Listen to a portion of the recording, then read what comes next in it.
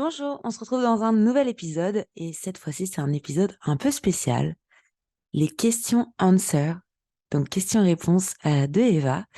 Aujourd'hui j'ai un invité qui s'appelle Valentin, on va parler freelance. Il va me poser des questions, comment se lancer en freelance, comment trouver son statut, son offre, le prix, ses tarifs pour 2023 pour les personnes qui veulent se lancer à cette nouvelle année.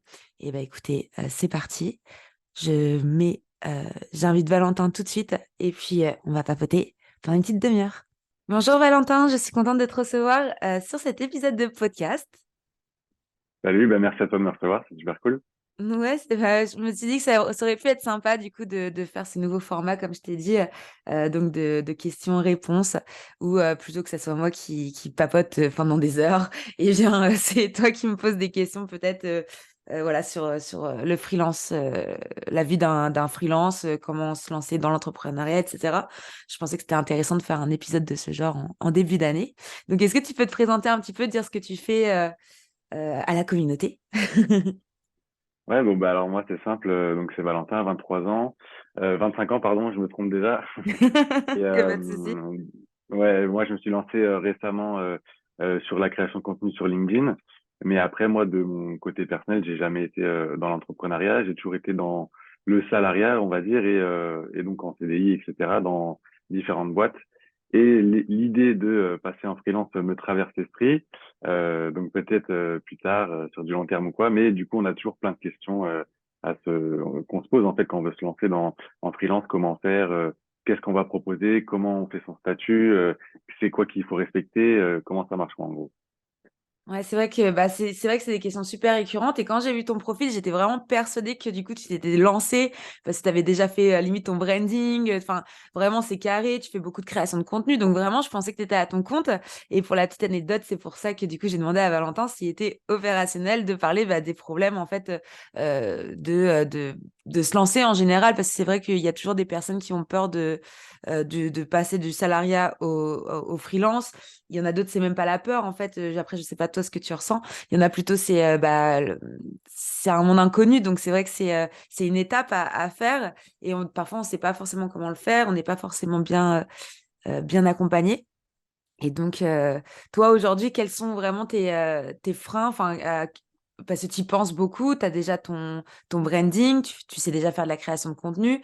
Rien ne t'empêche peut-être de te lancer en community manager ou tu vois, en graphiste designer. Donc, aujourd'hui, quels sont vraiment tes freins à toi du fait que tu restes en salariat? Je pense que c'est des freins que j'ai, mais aussi que beaucoup de personnes peuvent avoir. Déjà, le premier qui est très connu, c'est le syndrome de l'imposteur. De Ouais. se dire, est-ce que ce que je fais, ça vaut vraiment le coup? Est-ce que des gens peuvent être intéressés par ce que je vais proposer? Pourquoi je serais sélectionné par rapport à quelqu'un d'autre? Ça peut être des freins comme ça. Et après, je pense aussi que c'est des freins, par exemple, si tu es en CDI et que tu veux le quitter ou alors faire un side project pour commencer le freelance, est-ce que ça va vraiment marcher? Mais ceux qui veulent carrément quitter leur CDI tout de suite Mm. pour se lancer à plein temps dans dans l'activité freelance, dans l'entrepreneuriat, et je pense que la peur, c'est de est-ce que ça va marcher? Est-ce que je fais pas une bêtise en quittant mon CDI? J'avais une sécurité. Je pense que ça fait partie des freins qu'on peut avoir pour se lancer en fait. Ouais. Non, c'est vrai, je suis d'accord avec toi et c'est beaucoup ce genre de. J'appelle ça des excuses entre guillemets, mais ça l'est pas parce que c'est fondé. Mais c'est vraiment les choses qui reviennent de la peur de quitter son CDI parce qu'on a des charges, parce qu'on a des loyers à payer ou des crédits à payer. D'autres personnes qui sont un peu plus âgées que nous, c'est j'ai des enfants, donc c'est mes enfants d'abord, donc je préfère rester dans un milieu salariat avec un métier que j'aime pas forcément plutôt que de me lancer dans l'aventure. Et tout ça, j'entends, c'est des vrais problèmes pour le coup. Enfin, c'est des vraies questions. Et puis après, il y a des personnes qui vivent à deux, donc c'est une question que tu vas soulever dans un couple euh, ou avec ton partenaire, avec ta partenaire. Donc c'est vrai que voilà, j'entends ces questions-là, mais moi je dirais, enfin c'est ce que je dis toujours en termes de conseils, on va dire. C'est toujours la phrase qui revient, c'est que aujourd'hui on a la chance d'être en France déjà. On a la chance d'être en France et on est vachement accompagné. Demain, tu quittes ton job parce que tu veux faire une reconversion. Tu auras tout de suite des indemnités. Tu auras tout de suite une aide même par Pôle emploi. Il y a l'ACRE qui existe aussi. Tu peux avoir ton bon petit pactole. Moi, j'ai créé ma première société, j'avais 19 ans. Pourtant, j'avais pas. Bon, j'étais une bosseuse, j'avais fait pas mal de petits boulots, mais je suis quand même partie avec un chèque de 7 000 € du Pôle emploi avec l'ACRE qui m'a permis d'acheter mon premier ordinateur, qui m'a permis d'avoir au moins un mois ou deux de sécurité pour me lancer. Donc tout ça, je pense que si quelqu'un veut vraiment se lancer, avec toutes les aides qu'il y a en notre possession en France, c'est vraiment, voilà, c'est vraiment plus facile de se lancer dans un pays comme ça que dans un autre peut-être. Euh, Après, ça, c'est un frein. Après, je sais pas si toi, quelles sont tes questions qui te reviennent parce que tu pourrais être accompagné. Là, j'ai vu que tu viens de retrouver un CDI, donc c'est même pas la peur de quitter parce que tu étais sans CDI, du Oui, coup, sans exactement. Ouais. emploi. Donc, quel est ton autre frein en fait? Parce que bon, ok, côté financier, ça, je peux l'entendre, l'imposteur, mais, euh, mais quoi d'autre? Parce que finalement, si tu dois choisir un statut, ça va être, allez, tu vas te lancer en micro-entrepreneur parce que tu vas faire l'ACRE, donc tu vas avoir une défiscalisation pendant 3 ans. Donc, quand on fait le bilan, si tu gagnes 1 500, 2 000 € par mois en tant que CDI, avec les impôts à la fin de l'année, etc., finalement, tu n'es pas forcément gagnant de rester en CDI plutôt que d'avoir un ou deux clients au mois en tant que freelance avec l'ACRE. Je ne sais pas si tu connais un peu l'ACRE, du coup, tu as entendu parler de ça? Oui, ça te permet de réduire tes charges directement pendant, je crois que c'est la première année, et puis après, ça diminue au cours des années, mais au moins, oui, C'est ça. quand tu te lances, t'as moins de charges que quand ça fait 50 que t'es en freelance, quoi. Ouais, ouais, Donc, c'est totalement. intéressant, hein. Ouais, donc concrètement, en fait, quand tu es freelance, tu peux choisir de payer au mois, au trimestre Ouais. ou à l'année ton URSSAF. Et l'ACRE, ce qui est bien, c'est que du coup, tu as une réduction et tu payes que 3%. C'est-à-dire que sur 1 000 €, tu vas payer, que je dis pas de conneries, 30 €. Mm. Donc, c'est-à-dire que tu reçois 1 000 €, tu payes 30 € l'URSSAF, et puis le reste, c'est dans ta poche, quoi. Donc, en fait, quand tu fais les calculs, tu dis, bon, après, il y a d'autres moyens aussi d'avoir une sécurité, c'est de faire des forfaits mensuels. Toi, tu es vachement dans la création de contenu. Peut-être que ça peut être intéressant aussi de mettre des forfaits mensuels, prospecter certaines personnes. Si tu as un, deux, trois clients, déjà, ça te fait un salaire brut tous les mois qui tombe. Donc voilà, enfin bref, il y a quand même des solutions à mettre en place. C'est vrai. Après, tu me posais la question par rapport à moi que juste avant ça, j'avais pas retrouvé de CDI. Ouais. Donc, pourquoi je me suis pas lancé dans cette période-là? T'as les questions est-ce que tu vas trouver des clients? Donc, dans mon cas, ça aurait pu être plus ou moins facile dans le sens où, comme j'ai commencé à faire la création de contenu, j'ai un peu de visibilité et tout. Donc, j'aurais pu trouver plus ou moins facilement des clients. Mais je pense à d'autres personnes qui n'ont pas de communauté pour l'instant sur les réseaux. Comment tu fais à trouver tes premiers clients, etc. Parce que même si tu proposes des packages ou quoi, et que tu as un début de salaire, on va dire, mensuel avec l'entrepreneuriat, ceux qui peuvent ne pas le faire parce ils n'ont pas de visibilité, ça peut être compliqué au début de trouver des clients Mm. et de s'imposer et de dire coucou, j'arrive, tu Ouais. me connais pas, mais tu dois travailler avec moi, quoi. Donc ça, je pense, que ça peut être un frein pour pas mal de personnes. Comment tu peux surmonter ça? Comment on peut t'aider en fait, enfin, Mm, quelles sont mm. les solutions pour réussir à trouver des clients quand tu débutes et que entre guillemets t'es personne parce que t'as pas de visibilité et t'as pas des contacts, on va dire, dans ce milieu-là, quoi. Ouais, c'est vrai que c'est compliqué au début, surtout si après ça va dépendre des métiers parce quand tu es en freelance en général, tu travailles quand même beaucoup sur l'ordinateur. Donc ça va être des métiers très digitaux.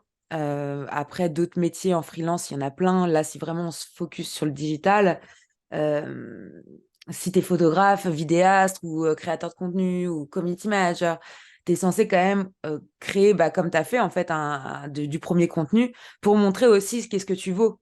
C'est un peu, tu vois, t'es sportif, le club, il va pas te prendre s'il te regarde pas jouer, tu vois, si on parle de foot, le Évidemment. mec, il va regarder plusieurs matchs avant de signer avec toi. Et je trouve que c'est un peu la même chose en fait. C'est la personne, elle a besoin de te voir régulièrement. Si t'es vraiment pas du tout réseau social, pour les gens qui nous écoutent, ceux qui sont pas réseaux sociaux et qui ont peur de ça, peur de montrer leur visage, il y a d'autres manières de montrer ses talents sans montrer son visage, hein. J'ai connu des filles qui réussissent vachement sur les réseaux sans montrer leur visage, notamment des organisatrices d'événements. Euh, mais ouais, c'est vrai qu'il y a quand même ce passage où il faut quand même montrer d'abord ce que tu vaux. Il y a tellement de concurrence aujourd'hui et je comprends qu'il y a des personnes qui ont peur de pas trouver de clients. Après, moi, je prends toujours un peu la vision de c'est un gâteau. Le gâteau, il est pour tout le monde, en fait. C'est-à-dire que le business, c'est un gâteau. Et il y aura toujours quelqu'un qui aura une petite part de gâteau. Même si elle est minuscule, il y aura toujours quelqu'un qui trouvera, en cherchant, tu trouves toujours des miettes, tu vois. C'est un peu, un peu bizarre de comparer à ça, mais c'est vrai. Euh, mais ouais, je comprends cette peur-là. Après, je pense que toi, tu as bien fait, en fait. C'est pour ça que ça m'a vachement étonné que tu choisisses d'aller dans le CDI, parce que tu as déjà créé ce contenu-là. Tu as déjà une petite communauté. Et je suis sûre qu'en faisant quelques messages commerciaux, euh, des messages commerciaux plutôt, sur les réseaux sociaux, tu aurais peut-être pu trouver, tu vois, tes premiers clients avec que quelques messages, en fait. Sans faire du emailing cold, du cold emailing, Ouais, bien sûr. cold emailing horrible que les gens, tu dois recevoir peut-être, que tu reçois des démarchages email alors que des gens que tu connais absolument pas. Euh, donc, ouais, conseil pour revenir à ta question principale, ouais, conseil pour les personnes qui ont peur de pas trouver de clients, bah, faut quand même déjà commencer à être visible pour pouvoir au moins montrer ce que tu vaux. Après, si tu es, je sais pas, si tu es freelance dans des métiers plus manuels, et bah, tu proposes des services gratuits au début pour montrer un peu un service offert. Ça, c'est pareil, c'est le business. Donc, Mhm. euh, mais c'est pas parce que tu commences que tu dois brader tes prix. Ça, c'est vraiment Oui, le non, ça, je truc. suis d'accord. C'est vraiment le truc. Bon, j'évite de faire des blagues comme ça. Là, j'en ai refait un TikTok, je l'ai enlevé parce que j'avais pas envie d'avoir tous les haters là. Mais c'est pas parce que tu vas brader tes prix en fait que tu vas plus vendre en fait. C'est Non, limite. mais je pense qu'il y en a, ils sont, enfin, il y a beaucoup de personnes qui sont limite obligées de passer par là parce que, comme si jamais tu fais pas de com Hmm, avant de te lancer, ils te connaissent pas, ben, forcément, ils vont peut-être pas vouloir payer, plein pot, entre guillemets, parce que ils savent pas de quoi tu es capable. Donc, oui. j'imagine que ces personnes-là, déjà, ces clients-là, limite te forcent à baisser ton prix pour, ben, sinon, je travaille pas avec toi, je vais aller voir quelqu'un d'autre. Hmm, Donc, au bout d'un moment, je pense que quand tu commences, ben, malheureusement, tu vas être obligé, ouais, genre, je dis pas tout le monde, hein, mais tu vas être hmm, obligé quand même de baisser un peu tes prix ouais. pour avoir tes premiers clients. Donc, est-ce qu'il faut le faire ou pas? Je pense que ça dépend. Si tu arrives tout de suite à vendre tes services à ton prix le plus fort, ben, tant mieux. Et si tu n'y Ouais. arrives pas, ben, baisse-les un peu, je pense. Mais Ouais, pour au faut moins avoir deux, tester. trois premiers clients et puis montrer après aux autres, ben, voilà, j'ai fait ça, etc. Hmm. Mais pour au moins avoir montré ce que tu sais faire, quoi. Mais au début, je pense que c'est un peu compliqué. T'as pas forcément le choix de vendre au prix fort, quoi. Je pense, hein.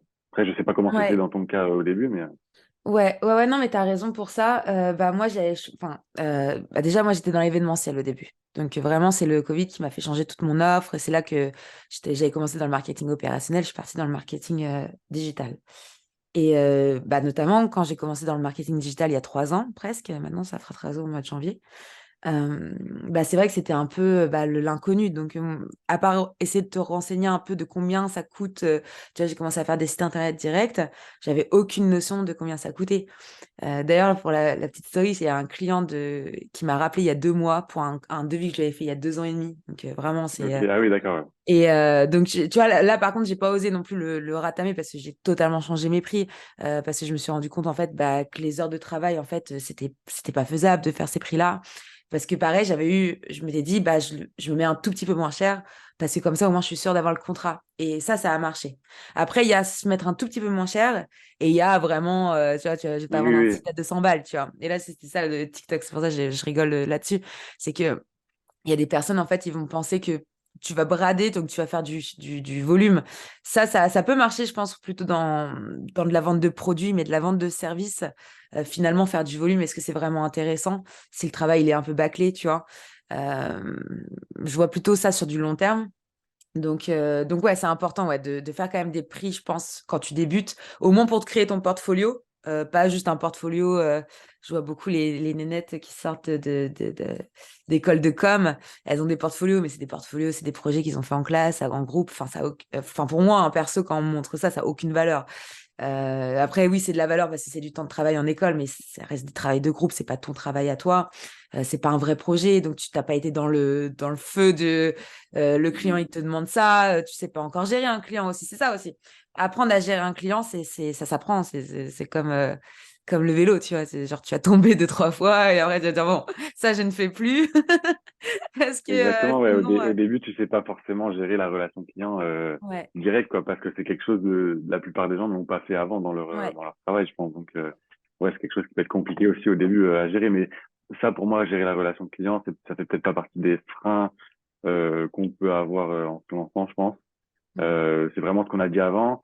Et aussi, je pense, ben, après, quand tu te lances, tu sais peut-être pas forcément fixer tes prix au début. Donc, si tu fais en package, peut-être tu te bases par rapport à d'autres offres et puis après, tu fais en fonction. Ou alors, c'est peut-être ceux qui veulent se fixer un prix horaire, comment ils font. Voilà, je pense qu'il y a des questions comme ça qui reviennent. Et aussi, peut-être, comment faire ton offre, en fait. Qu'est-ce que tu vas proposer? Parce que j'imagine, il y en a, ils ont des compétences dans plein de choses différentes. On va rester dans le digital, hein, et dans plein de choses. Ça peut être de l'emailing, ça peut être des réseaux sociaux, ça peut être de la prospection, enfin, ça peut être plein de choses.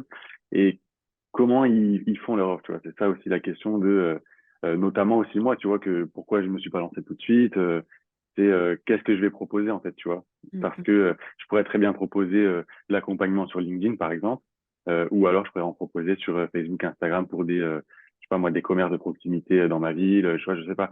Mais du coup, proposer par exemple les deux, ça pourrait être synonyme de le mec qui fait du B2B sur LinkedIn et puis d'un autre côté il fait du B2C en, en commerce de proximité. Ouais, Tu vois, il est pas vraiment spécialisé. Est-ce que je vais travailler avec lui? Donc c'est c'est voilà, savoir quoi faire comme offre et voilà, enfin vraiment ça. essayer de trouver peut-être sa cible aussi en même temps. C'est ça qui peut être compliqué, je pense, au Ouais. début. Ouais, c'est vrai que c'est compliqué et moi, pour le coup, je suis vraiment pas du tout le bon exemple parce que je me suis retrouvée à changer toutes mes offres un peu par la précipitation de la crise sanitaire pour garder ma société en vie. Et je me suis retrouvée en fait à faire ce qu'on me demandait. Et vu que je découvrais tout, bah pour moi, c'était bon, bah vas-y, je prends en fait. Je prenais le site, le community management, la création de réseau, les settings, la photo, la vidéo. Vraiment, j'ai vraiment fait tout et n'importe quoi. Et je suis pas le bon exemple à suivre, ça c'est clair, parce que vraiment pour avoir un business qui fonctionne, je trouve qu'aujourd'hui tu peux pas tout vendre, tu vois. Tu, il faut vraiment 2 offres définies, 2 services définis. N'allez pas sur mon site internet. Donc il faut vraiment 2 services vraiment définis et se dire ok, ça je suis performant là-dedans, ça me rapporte aussi ça me rapporte tant par mois, ça peut me rapporter tant par mois. Vraiment garder ce concept de une offre mensuelle quand tu vas faire ton offre et une offre ponctuelle qui va être un peu ton bonus de ton gagne-pain qui fait plaisir quand tu signes.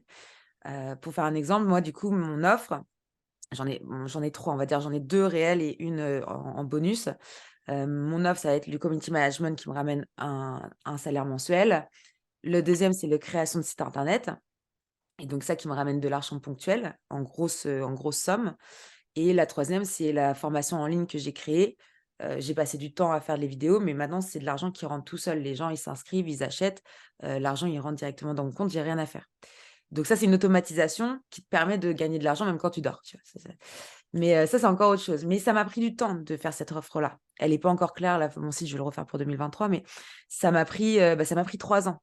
C'est-à-dire que ça fait 7 ans que je suis entrepreneuse, 2 grosses casquettes différentes du coup, mais on va dire mes 4 premières années, c'était l'événementiel, l'autre partie, le digital. Mais sur ces 3 ans-là, j'ai enfin, au bout de 3 ans, su qu'est-ce que j'aime, combien je le vends, combien de temps ça me prend. Est-ce que j'aime faire ça aussi? Parce que ça, c'est une vraie question quand tu commences à être entrepreneur. En freelance, tu vas faire plein de choses en fait. Tu vas faire plein de choses parce que tu découvres, parce que tu aimes bien. Et en fait, après, tu te dis, mais en fait, j'aime pas du tout ça. Et tu prends parce que tu as envie de te faire des sous, parce que tu as peur de ne pas pouvoir subvenir à tes besoins et tu n'as pas envie de retourner dans le salariat. Et donc, ouais, c'est une vraie étape. En vrai, c'est une vraie étape, mais je trouve ça tellement excitant en fait que après, bah, c'est juste kiffant en fait. Après, moi, je suis une passionnée de la liberté. C'est encore un autre Ouais. sujet. Donc Non, mais voilà. c'est vrai. Après, ouais, t'as toute la casquette aussi gestion de tout ça en fait. Mm, aussi, ouais. Auquel tu penses pas forcément quand tu te lances. Tu te penses, oui, je vais travailler, je vais être, comme tu dis, tu as la liberté et tout. Donc, tu fais un peu comme tu veux, mais de l'autre côté, tu fais pas que travailler pour tes clients. Il faut que tu trouves tes clients, il faut que tu gères l'administratif. Enfin, t'as plein Ouais. d'autres choses aussi à prendre en compte. Est-ce que ça fait un frein pour des gens? Moi, pas spécialement, mais je me pose la question, tu vois, pour des personnes qui peuvent nous écouter, Ouais. est-ce que pour elles, c'est un frein de pas se lancer parce que ben, il faut gérer tout le reste derrière, tu vois? Mm. Je sais pas, mais Ouais, oui, c'est pour une la question qui a soulevé, hein. gestion. Ouais, pour la gestion, je reviens encore à moi parce que je suis un peu l'exemple pour le coup de ça. J'ai pris une comptable au bout de 5 ans et un avocat au bout de 6, tu vois? C'est-à-dire qu'aujourd'hui, j'ai un avocat en plein temps sur mes sociétés, j'ai une comptable en plein temps sur mes sociétés. Ça m'enlève un poids, parce que bon, maintenant, la fiscalité, c'est un peu plus compliqué parce que j'ai changé de statut et cetera, donc ça, c'est encore un autre sujet. Mais, quand tu es entrepreneur, tes 3 premières années, c'est tellement simple avec l'ACRE, qu'en termes de gestion, à part faire tes devis et faire tes factures, garder tes factures dans un petit dossier ou sur un dossier sur ton ordinateur, sur une clé USB, peu importe. À part faire ça, tu absolument rien à faire. C'est vraiment super simple, en termes de gestion, enfin franchement, à part gérer tes clients, tu rien d'autre à faire, quoi. Et après, c'est vrai que pour les personnes qui ont pas de casquette commerciale, qui ont jamais fait de commerce de leur vie, ou de vente, c'est vrai que ça peut être une grosse étape. C'est-à-dire que moi, je les appelle les artistes, tu vois? C'est les créateurs. OK. Et c'est des personnes qui sont super talentueuses, mais qui ont aucune notion de comment signer un devis, comment amener son offre, comment amener un devis et cetera, et ça peut être une problématique. Après ces choses-là, ça s'apprend. Mais la relation commerciale, si tu l'as pas en toi, ça s'apprend pas, en fait. Il y a des choses que tu peux apprendre dans le business, mais tu peux pas changer une personnalité, en fait. Ça, c'est pas possible. Et pour ça, ce qui est intéressant à voir, c'est que, tu vois, il y a quand même des logiciels qui existent, de la mise en relation client qui bon après, il y a des personnes qui disent qu'ils font du business dessus, d'autres qui disent que non. Tu vas retrouver Fiverr, Upwork, c'est vraiment les Mmh. plus grosses compagnies, internationales, et Squadmake que je suis en train de créer justement pour ces fameux artistes qui sont talentueux mais qui arrivent pas à trouver de clients. Et donc ouais, en termes de gestion, ouais, c'est voilà, c'est vraiment simple. C'est vraiment simple. C'est plutôt, ouais, pour les personnes qui sont pas casquettes commerciales, ouais, ça peut être dur.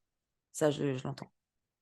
Et du coup, parce que là, tu parles justement de ces personnes-là qui n'ont pas la cassette commerciale, à part se mettre potentiellement sur des plateformes Fiverr, Malte, etc. Ben, si elles n'ont pas la fibre commerciale, comment tu leur conseilles quoi, tu vois? Parce que à part se mettre sur des plateformes comme ça, comment tu peux commencer à ben, avoir cette fibre? Si de base t'aimes pas ça ou t'es pas à l'aise avec ça, comment tu vas t'améliorer, tu vois? Si au début tes premiers potentiels clients, donc tes prospects, t'arrives pas forcément à closer la vente ou à faire signer un devis, etc. Comment la personne peut prendre confiance en elle et progresser dans ce truc de commercial, tu vois. Bah, pour ces personnes-là qui sont vraiment, où c'est vraiment un problème et qui veulent vraiment être freelance, parce que pareil, hein, il y a des humains, ils sont pas faits pour être chefs d'entreprise. C'est des personnes, qui font beaucoup de crises d'angoisse, c'est des personnes qui sont vraiment, tu vois, il faut tout pour faire un monde, donc ça, c'est normal. Mais pour les personnes qui veulent vraiment être dans indépendants, monter leur boîte, et qui sont pas à l'aise avec ça, bah, il y a 2 solutions, hein. C'est soit ils sont accompagnés, ils sont coachés, ils font vraiment du développement personnel et ils essayent de casser ce truc qui est bloquant. Soit, c'est pas une micro-entreprise du coup, c'est tu montes ta boîte, tu y Mm, vas et tu prends un commercial ou tu prends une assistante, qui va faire tout ce travail-là, et toi derrière, bah, tu vas, soit créer, soit prendre d'autres personnes du coup qui vont créer. Mais, là, on est encore sur un autre schéma, donc si vraiment on reste dans le mm, freelancing, micro-entrepreneur, je dirais déjà commencer par, peut-être vos parents, les copains des parents, les collègues des parents, en disant: «Bon, bah, vu que c'est des personnes, dans votre entourage, enfin dans l'entourage de ces personnes-là, il y aura pas forcément ce frein-là parce que c'est des personnes qu'ils ont connues quand ils étaient plus jeunes, quand mm, ils ont déjà mangé chez eux ou, eux sont déjà venus dans leur environnement. Donc déjà pour des personnes même timides, ça peut aider, tu vois? Parce que s'ils font un bon travail aux copains du copain de la mère ou du père, bah, ils vont bien parler de lui. Donc après c'est un peu un système de bouche à oreille, hein, c'est un peu l'avalanche. C'est si tu fais tomber, la bonne chose, enfin, c'est pas une bonne exemple l'avalanche, mais si tu fais tomber la bonne chose, ça voilà, tu auras le retour, quoi. Tu auras le bon retour. Ouais, ouais, c'est vrai que ça peut être plus simple de ce côté-là quand tu commences. Si t'es un peu, si t'as pas trop cette fibre-là, ouais, c'est vrai, j'avais pas pensé. Mais Mmh. ça peut être un bon point. De toute façon, de bouche à oreille, quand tu passes par tes proches, etc., c'est vrai que ça peut être pas mal. Puis après, cette personne-là en parle à d'autres personnes et puis ça fait boule de neige, du coup. Donc, Ouais. effectivement, ouais. Bah, pour la petite histoire, mon premier client, de toute ma vie, d'entrepreneuse, qui d'ailleurs, c'est lui qui m'a lancée, en fait, finalement, dans l'entrepreneuriat. C'était pas trop prévu cette histoire, c'était mon voisin. Ah ouais? Mon voisin qui était bah, moi, j'habite dans une ville commerçante, donc il y a des commerces partout et en fait, c'était un restaurant de burgers, qui était, bah, en bas de chez moi et heu et à chaque fois, je rentrais, il me faisait: «Ouais, va, tu as toujours du monde chez toi, tu fais tout le temps la fête». J'étais une fêtarde, tu vois? Et il me disait: «Ah, si tu veux pas organiser l'événement de mon resto, c'est les 3 ans de mon resto, machin, au mois de décembre» et cetera et c'est comme ça que je me suis lancée, bah, en décembre Ah ouais, 2015. Bah, d'ailleurs, totalement par hasard, quoi, c'est marrant. ouais, bah, d'ailleurs, bah, c'est trop marrant, le 3 décembre 2015, donc nous sommes le 3 décembre Ah, c'est pile et aujourd'hui, en plus? voilà, exactement, Ah, voilà. OK. OK, 3 OK. décembre, 2015, donc ça fait exactement 7 ans, voilà. Donc happy 7 ans pour le 1er Ouais, Q&A, c'est marrant. ouais.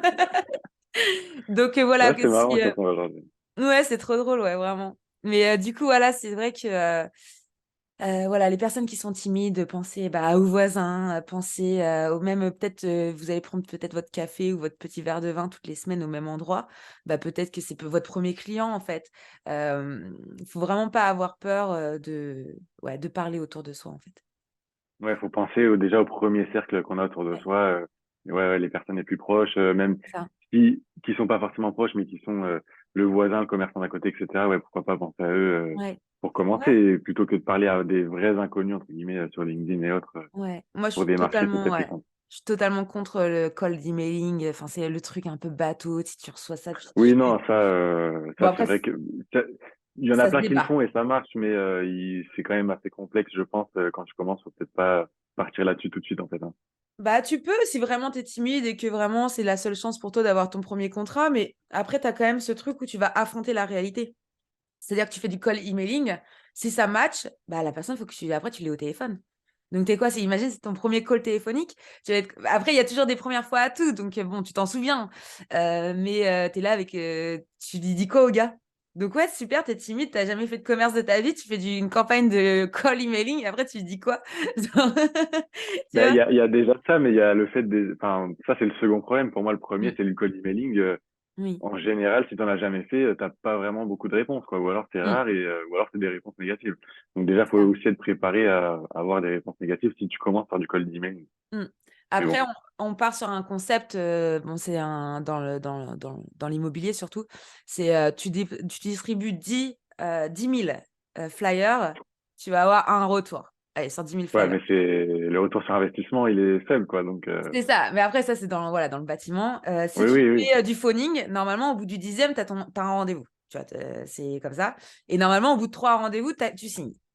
Donc si tu te dis: «Bon, faut que j'appelle», allez, peut-être tu prends ton annuaire, tu appelles, tu nouveau, voilà, tu te lances, tu veux essayer, tu veux lancer ton offre, bah, tu t'appelles. «Bonjour, est-ce que vous cherchez quelqu'un? Je suis freelance, je me lance» et franchement, je trouve que c'est une super approche. Bah, il y a un vidéaste qui m'avait fait ça et d'ailleurs, on a signé ensemble. Le mec, il m'avait fait du motion design pour moi et tout et le gars, je le connais ni d'Adam ni d'Ève. Un jour, il m'appelle, il me fait: «Ouais, je me lance, je fais du motion design». Je fais: «Ouais, OK, bah, vas-y». Genre, le mec, il a dû se dire: «Attends, la fille, je la connais pas et tout», mais ça s'est super bien passé. Donc ouais, faut pas Et avoir peur. comment il a trouvé ton contact? Il t'a contacté via LinkedIn? Comment ça a marché? Parce que moi, je suis référencée sur, Google My Business. C'est gratuit, hein, pour Ok. ceux qui veulent, Oui, ouais, ouais. et donc en fait, il est venu, à mon agence, mais moi, en fait, en bas, tu as un code et tout, tu peux pas rentrer comme ça. C'est vraiment sur rendez-vous, je prends pas de gens de passage, Mhm. et du coup, il m'appelle, il me fait: «Je suis en bas». Je fais: «Bah, écoutez, moi, je suis pas là, je suis à Paris». Je lui dis: «Vous êtes qui?» Je fais: Pourquoi vous êtes en bas déjà?» Et en fait, il voulait juste passer pour présenter sa plaquette, en fait, présenter des vidéos qu'il avait déjà faites et en fait, j'ai trouvé il était tellement gentil, tellement respectueux, dans sa manière de parler et tout, qu'en fait, je me suis bah, j'ai pris attention en fait, à son profil et je me suis dit: «Vas-y, bah, pourquoi pas, en fait?» Genre, Ouais, après, il faut la bonne démarche et la bonne attitude aussi, c'est ça. pour Ça, que c'est des gens aient super des réactions, important. comme toi, quoi. Parce qu'il y en a beaucoup, le démarchage, enfin, ça les saoule un peu, quoi. Donc, il faut aussi, Ouais. savoir bien le faire. Complètement. Mais ça va avec tout, tu vois? C'est comme, Ouais, tu ouais. vois, je reçois des CV toutes les semaines Clairement, je réponds toujours parce que je trouve que c'est pas trop respectueux de pas Ouais. répondre. Mais il y en a, ils méritent même pas de répondre, que je réponde en fait. Des fois, je lis le truc, je me dis, c'est fou de ma tronche. Ah ouais, non, il y en Et a, j'ai déjà vu passer aussi, c'est des fois ouais, il y a pas de forme ou quoi, ou c'est vraiment juste ils envoient comme ça et tu te dis ils envoient par tous les jours ils doivent en envoyer ouais, 100 et il y a rien du tout qui est c'est personnalisé, ça. donc c'est vrai que c'est C'est ça où ils appellent, c'est ouais, vous cherchez, oula, c'est déjà ouais bonjour. ouais non mais t'as pas du tout envie de Qui es-tu, jeune homme? Donc, mais parfois, moi, je les envoie bouler. Je leur dis, mais si t'appelles les gens comme ça, t'auras jamais ton stage, en fait. Genre, non mais c'est vrai, ouais. enfin, et après, moi, je leur dis, je suis cash parce que je me dis, si personne lui dit, en fait, la fille, elle va continuer à appeler toute sa vie sans dire bonjour, tu vois. Mais après, c'est des bases pour nous. Mais certaines personnes, voilà, on n'a peut-être pas la même éducation, tu vois. C'est Mm. des choses. Peut-être qu'il y a des personnes qui disent pas bonjour, je sais pas, c'est un autre sujet. Mais moi j'aime bien la phrase que ce soit pour ça d'ailleurs ou pour la Mm, création de contenu, ce qui est évident pour toi, ça l'est pas forcément pour autrui en fait. c'est ça. Donc ça je trouve ça important. Et là pour continuer sur le sujet du podcast. Est-ce qu'on peut parler vite fait du statut aussi? Parce que Ouais. je pense qu'il y en a qui se posent des questions, dont moi au début quand je me suis renseigné, il y a un truc qui est pas trop clair. Donc c'est, tu vois, par exemple, quand tu te lances en freelance, à un moment donné, il me semble que tu dois choisir entre BNC ou BIC. Mhm. Voilà, donc tu as bénéfices industriels et commerciaux, donc BIC, et bénéfices Ouais. non commerciaux, BNC. Et dans les deux, donc tu en as un, c'est une prestation de service commerciale, donc ça c'est dans le BIC. Ouais. Et tu en as une autre, c'est BNC, c'est la prestation de service en profession libérale. Ouais. Et du coup, il me semble que la différence entre les deux est assez mince. Donc, si toi, tu peux l'expliquer pour que, il y ait un Ouais. élément de réponse pour les gens.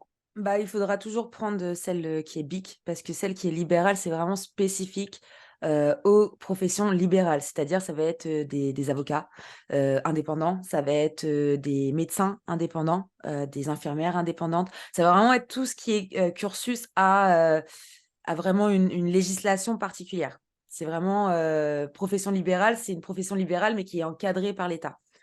Toi, tu t'es un petit entrepreneur qui te lance, bah, tu prends le BIC parce que tu vas faire du commerce, en fait. Même si tu vas, après, il y a d'autres cas, hein, quand si vraiment tu es artiste, pour le coup, tu peux après rentrer à la maison des artistes. Après, tu peux revaloriser aussi ton chiffre. Tu peux avoir aussi une rente sur l'art que tu as fait, même des logos et tout ça. Ça peut se passer aussi, tu vois, pour des personnes qui font du graphisme. Donc ça, c'est encore plus spécifique.